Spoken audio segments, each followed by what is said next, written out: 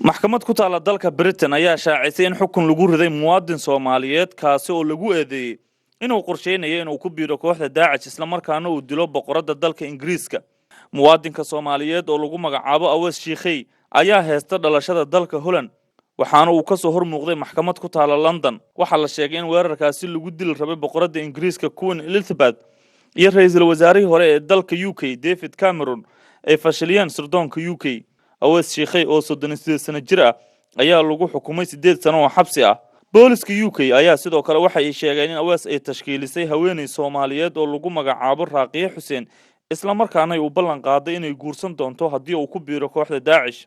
Martin Edwin oo ah garsooraha maxkamadda ayaa sheegay in dadka doonaya inay dilaan madaxda ee weerarada laga hortago ay ku soo qabtaan ciidamada ammaanku inay mutaysan doonaan xukunka Awees oo kale.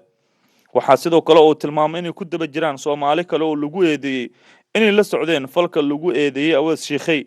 dawladda Ingiriisku waxay muwaadiniinta Soomaaliyeed ee ku nool dalka Britain ay uga digeen inay ku biiraan kooxaha argagixisada sida Daesh iyo ururka Al-Shabaab oo Soomaaliya iyaguna ka dagaalama.